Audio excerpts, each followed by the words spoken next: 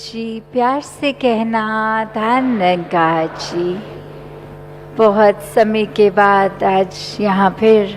आपके समक्ष इधर सत्संग में और ये सभी के दर्शन हो रहे हैं। एक अभी पंक्तियों में भी और जैसे बैठे हुए जब भी जिससे नज़र मिले वो मुस्कुराहट, वो भाव एक प्यार के, और वही एक प्यार हर कोई जो अपने अंदर रखता है, वो प्यार इस दातार इस निराकार से मिला प्यार, उसी को आगे बांटने का प्रयास एक जीवन में एक बिना रुके होता रहे। अपने अंदर की जो भी एक हमें पता होता है हर एक को कि ये वीक एरिया है हमारा, थोड़ा यहाँ स्वभाव में हमें पता है हमको इस जगह पे चेंज करना है अपना स्वभाव, तो वो जब एक दातार के द्वारा चेतनता से पता है तो उसको बदलने से सिर्फ हमारा अहंकार ही हमें रोकता है कि जानते हुए भी कि यहाँ सुधार है, वहाँ सुधार को एक शुरुआत ही उसकी नहीं करते। और फैक्चुअली एक किताबी तौर पे पता भी है कि जितने ज़्यादा सुधार होंगे उतना ज़्यादा एक हम ज़्यादा स्पष्ट एक रूप में अपने जीवन को, सहज जीवन को, एक स्थिर जीवन को और जी पाएंगे। तो बात वही कि कैसे अपने जीवन में जहाँ हर एक ने ये ब्रह्म ज्ञान लिया, ये दातार इस निराकार से जुड़ के फिर कैसे ये सिखलाइयाँ जो सत्संग की होती हैं वो एक जीवन में उतारते हुए स्वयं का भी सुधार करना है, जहाँ वहाँ जीवन को भी इस तरह बनाना है कि चाहे इसलिए नहीं कि कोई हमारा जीवन देख रहा है, पर इसलिए क्योंकि इस निराकार से जुड़े हैं तो जीवन इस तरह का ही होना चाहिए। ये एक करने का कोई एफर्ट नहीं, ये खुद ब खुद ऐसा सुंदर जीवन हो जाना चाहिए जिसको फिर अगर कोई देखता भी है समाज में तो वो एक अच्छे जीवन की परिभाषा पे खरा उतरे। तो कैसे अपने जीवन में हर समय एक सही दिशा पे कायम रहा जाए, एक पल पल ये जो डगमगाता जीवन, पल पल में अलग अलग चीज़ें हो रही हैं, तो कैसे फिर एक जैसा रहा जाए। तो बात वही कि अपने अंदर से ये निराकार को जितना हम बिठा कर रखें अपने अंदर और अंदर से जितना अहंकार को समाप्त कर दें, वहीं पे एक ये तरीका एक अपने जीवन का तरीका ही बन जाएगा। फिर उसमें कोई ऊपरी मेहनत नहीं किसी एक तरह से जीवन को जीने की। जिस प्रकार एक कहानी भी सभी ने अक्सर सत्संग में भी सुनी है कि वो एक मूर्तिकार बहुत ही फेमस वो आर्टिस्ट उस तरह कि वो अपने कला को इतना परफेक्टली कर रहा है कि फिर वो एक असली नकली का कोई फ़र्क ही नहीं कोई पहचान पाता कि एक अगर असली फूल है, एक उसने नकली भी बनाया तो आंख दूर से देख के कोई फ़र्क नहीं करती। और इसी तरह उसका एक पर चरित्र इस तरह की दुनिया में बहुत सारी उसकी लेनदारी हो गई, और अब जब वो वसूल करने के लिए आए जिनसे पैसा कर्जा लिया, तो एक तरकीब दिमाग में कि मैं अपने जैसा एक पुतला बना के फिर एक वो ऐसे मृत्यु रूप में उसको दिखाकर कि सब फिर कन्विंस हो जाएंगे, वो मान जाएंगे कि अब शरीर रूप में मैं नहीं हूँ, तो जब मैं ही नहीं तो पैसे किससे अपने वापस लेंगे। तो ऐसे ही वो बिल्कुल अपने जैसा हूबहू मूर्ति को एक लिटा देता है बना के और खुद छुप जाता है। और उसी समय लोग आके जब ये देखते हैं तो एक वो बात मान लेते हैं कि ये इंसान का जीवन ख़त्म हो गया है। और वहीं एक इंसान आके थोड़े गौर से देखता है तो लगता है कि शायद कुछ एक असल का शरीर वो नहीं है, और वो फिर एक बस ये जानकारी के रूप में ऐसे बोलता है कि इस आर्टिस्ट ने ये मूर्ति बनाई है और ये साफ पता चल रहा है इसमें कमी है इतनी, उस कमी के कारण ही पता चल रहा है।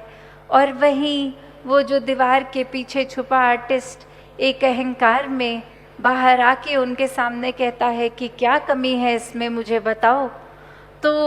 वो बात कि एक अपने आप को इतना प्रबल करके और वहीं पे फिर एक बात कि उनका जो आए उनका मकसद वहीं का वहीं सॉल्व हुआ कि वो इंसान भी मिल गया। और उस इंसान को जहाँ एक उसने वो रूप लिया कि मैं इसको अपने आप को मृतक घोषित करके एक मेरा काम बन जाएगा, तो वो एक अपने अहंकार के कारण कि मेरी कमी कौन निकालने वाला आ गया है। तो हमारा जीवन भी अगर हम देखें तो उस तरह तो नहीं जा रहा, उस डायरेक्शन में तो नहीं जा रहा कि किसी ने ज़रा सा बोल दिया कि आप वैसे तो बहुत ही अच्छे हैं, पर एक ही अगर सुधार आप अपने अंदर कर लें, तो क्या हमारे अंदर भी वो भाव नहीं आ रहा कि कोई अगर क्रिटिकल हो रहा है हमारे बारे में, तो हम वो क्रिटिसिज्म को भी कैसे लेते हैं? क्या हम उसमें सच में देखते हैं कि वो इंसान हमारी भलाई चाह रहा है और कुछ अगर सामने लाया तो हम उसको किस प्रकार ले रहे हैं? या फिर अपने अहंकार से हम वो अच्छाई को सुधार तो दूर की बात, उस इंसान को ही नापसंद कर रहे हैं कि हमारी कमियां बता रहा है। तो बात वही कि कैसे अपने जीवन में हर कोई वो कर सकता है कार्य कि अपनी कमियां जहां खुद भी पता है या किसी के द्वारा भी पता है तो उन पे काम करना है कि नहीं। एक सत्संग आए हैं तो वो ध्यान पूर्वक एक पूरा एक एक पल जो जो महापुरुष बोल रहे हैं उसको सुनना है, या फिर एक दिमाग में वही बना है कि आएंगे एक कतार में लगेंगे फिर लंगर खा के घर चले जाएंगे। तो बात वो नहीं कि कैसे संगत में आना है, बात वो कि एक संगत में बैठ के क्या करना है। सिर्फ एक शरीर को एक बैठने की अवस्था में नहीं रखना, मन को एक हमेशा ये जो भी बोल वचन आ रहे किसी भी तरह से आ रहे हैं उनके ऊपर एक अपने ध्यान को लेना। जैसे अभी महापुरुष अपनी स्पीच में बोल भी रहे थे कि अक्सर ये होता है कि सत्संग आए बैठे सुने और जब बाद में कोई पूछे कि सत्संग में आज क्या सबसे अच्छी सिखलाई आपने अपने जीवन में ली, तो बात वही आती है कि कुछ ध्यान से नहीं सुना था या हम एक थे पर वो ध्यान बस नहीं लग पा रहा था। तो बात वही कि सिर्फ एक सत्संग में शरीर की अटेंडेंस नहीं, एक मन की अटेंडेंस ज़रूरी है, एक अपनी चेतनता की अटेंडेंस ज़रूरी है, वरना तो फिर एक सत्संग आने का भी क्या फिर फ़ायदा। घरों से इतनी दूर, जब मौसम ठीक भी नहीं तो भी इतनी मेहनत से पहुंच रहे हैं, पर आके सिर्फ एक शरीर को बिठा लिया और कुछ ग्रहण नहीं किया। तो बात यहाँ सिर्फ चेतनता की, वरना तो अक्सर ऐसे भी देखे हैं कि बहुत सालों से भी अगर कोई सत्संग कर रहे हों और ज्ञान ठीक से अगर नहीं समझ आया तो वो सत्संग में भी ये बताते हैं कि हम अपने ब्रांच में कहीं सत्संग कर रहे थे और एक दिन बहुत देरी से किसी कारण से पहुँचे और एक अपने हमने अगर घर पे उसी समय बाल धोए तो किसी ने टोक दिया कि आप गीले बालों में क्यों सत्संग आ गए हो, या फिर खास करके बहनों के लिए कि आपने सर पर चुन्नी क्यों नहीं ओढ़ी है। तो बात वो नहीं, हर एक का अपना कल्चर है, अपना बैकग्राउंड है। तो सत्संग आना कोई वो दुपट्टे की मोहताज नहीं कि पहना है कि नहीं पहना, एक सर कजा है कि नहीं कजा, बात वो कि सत्संग आए हैं तो एक अपने ऊपरी अपीयरेंस के ऊपर इतना ध्यान नहीं जितना ये मन से सत्संग सुनने का भाव है। कैसे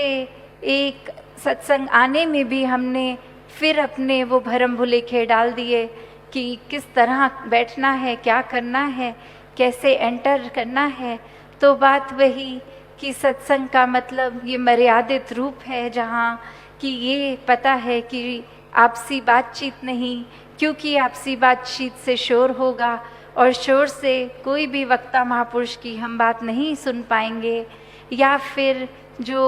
दासी का भी काफ़ी बार वो फ़ोन्स के ऊपर हर बारी कहना कि वो फिर ध्यान भंग की बात है कि संगत आके ध्यान लगा के किसी की बात सुन रहे हैं, और फिर मोबाइल फ़ोन्स भी वो किसी ना किसी रूप से डिस्ट्रैक्शंस बन जाते